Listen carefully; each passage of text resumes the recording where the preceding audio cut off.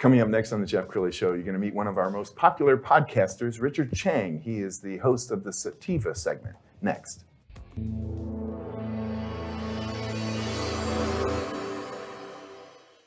Many are predicting that the worst is yet to come, which is unfortunate, said one person here. Until now, they've enjoyed the reputation of being the nation's icebox. Watched a burglar in his home this morning by webcam. As a journalist of over 25 years, stories are what make my world turn. Reporting live from the Dallas newsroom tonight, Jeff Crilley, Fox 4 News. But in 2008, I took the jump from my familiar life and started a PR firm from my home. We're talking about anyone with a camcorder like the one I'm using becomes a television network. We started slowly growing the company, and we now have over 100 clients, and we've branched into the world of live digital broadcasting. I now own 8 different TV studios and have a huge team, and the stories that I now get to share are sometimes the most important of my life. Life has a funny way of coming around full circle. This is the Jeff Crilley Show. So as you probably know, I started a podcast division some 5 years ago, and the thing has taken off. We now host 190 different shows, and Richard Cheng has one of our most popular shows. It's called the Sativa Segment, and he is in studio today. Richard, thanks for coming on the show. Hey, thanks for having me. Absolutely. Yeah. Well, I want to talk about your journey and your law practice in a second, but let's talk about the show. Okay. You launched it some year and a half ago. Yeah, it was August 2022. Yeah. Okay, why'd you launch the show? You know, it was I was sitting in my living room one day. And I thought, you know, there should be a resource for people in the industry. So it was my way of really giving back. But if you think about it, there's a little bit of self-serving aspect to it too. It's branding me, and it's also marketing my name. But the primary reason is really to create a resource for people to be educated on the industry, because it is an industry that has historically been stigmatized. Sure. People question about it, and there's continues to be a lot of questions about it. So I thought, why not create a podcast that brings on different guests from different areas of their subspecialties within the industry to so people can access and ascertain information about it. And when we talk about the industry, we're talking about the cannabis industry. That's correct, the cannabis industry. And there's a lot of myths out there. People just don't really understand the industry, do they? Well, like I said, it's been stigmatized over a long period of time. So, you know, I was talking to a CEO of a very prominent company just 2 days ago. I was having lunch with him. He had no clue that in Texas, we have a medical cannabis program. I said, well, hey, it's been around since 2015. Right.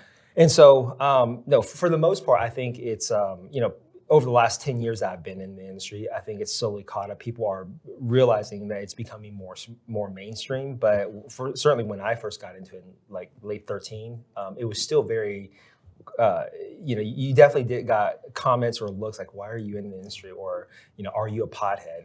The answer is no, I'm not a pothead, because I got into it. I saw an opportunity. And it was interesting, quite frankly. And so that's how I fell into it. Awesome. We're going to talk more about his practice in a minute. But as I was going through some of his recent shows, I found one that I absolutely love.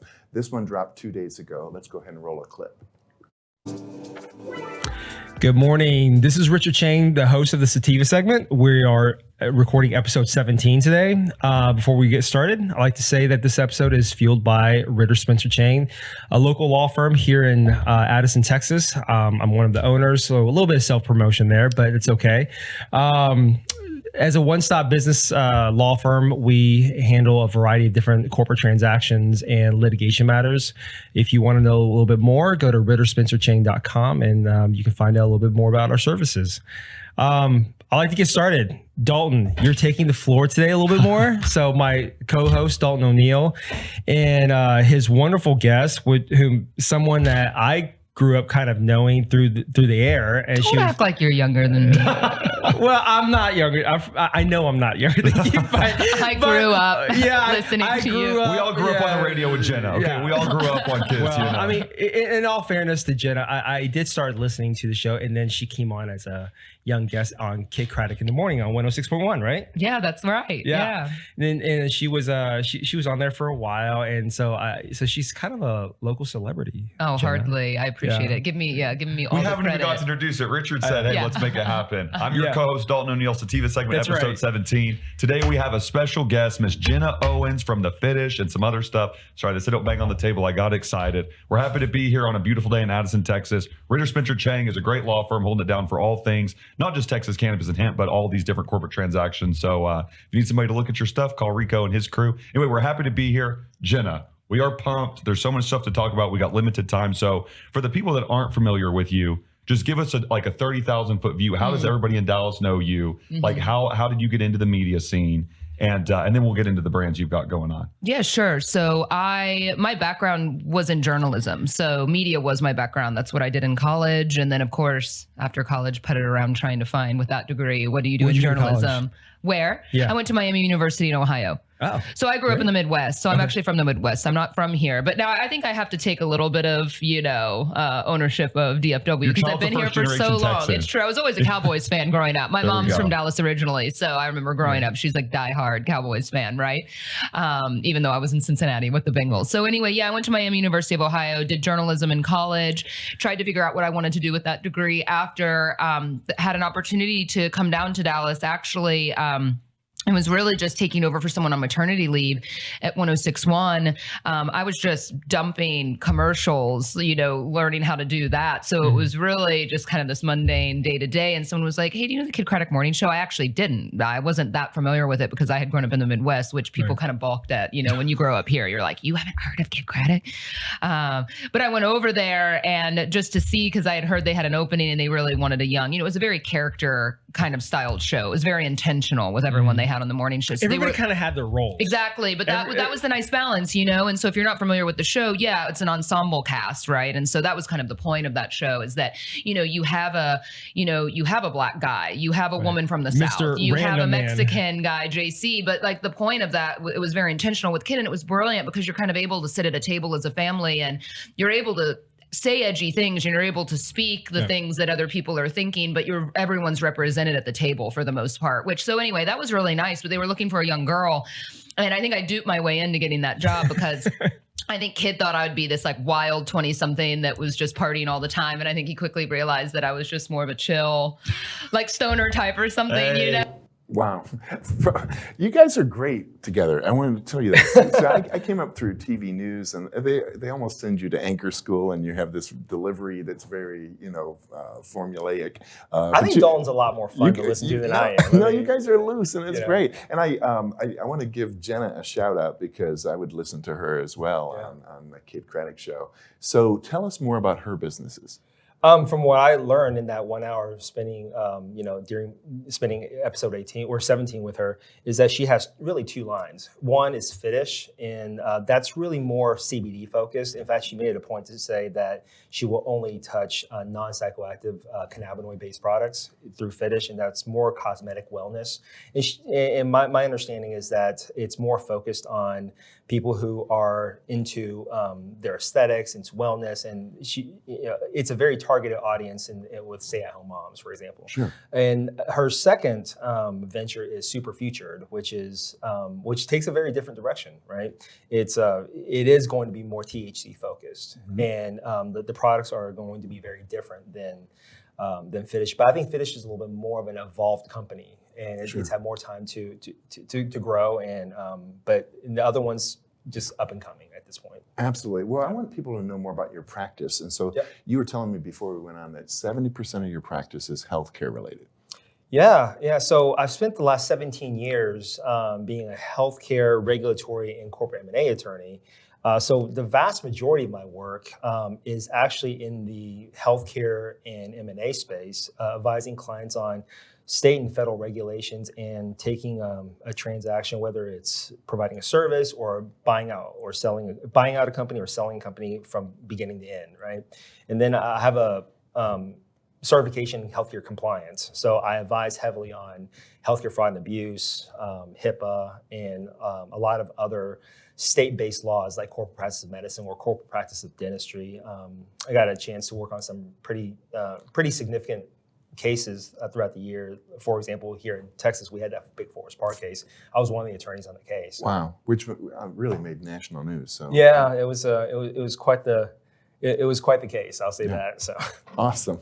Okay, so tell us more about the cannabis side of the business, which represents maybe 30% of the business. Yeah, it's about 30%. Now that I fell into that about 10 years ago in 2013 inadvertently. Okay. Right? It wasn't something that I had great vision or great foresight. It was, I got a call one day from the law firm that I was at, and they said, hey, listen, we have a client they want to know about, physician liabilities, prescribing versus recommending medicinal cannabis. Mm-hmm. That evolved into being my first client, and then started representing the Texas Cannabis Industry Association. And of course, through that, the channels kind of opened through their members.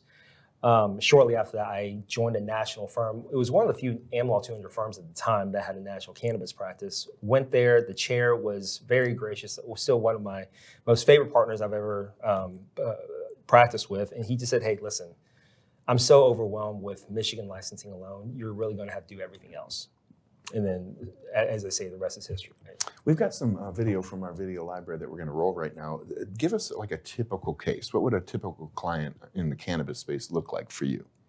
Okay, so I won't name any names, but right now I represent a large alcohol distribution company, and they of course have alcohol licenses with TDB, and in their business, because alcohol is such a sensitive topic, at the same time they are getting into the hemp cannabinoid beverage space, and they want to know the liabilities of how it impacts their overall business, because there are other licenses at stake. Sure. Or another one would be selling or buying a cannabis company because company A wants to expand their reach and become more of a vertically integrated company, right? So they maybe it's a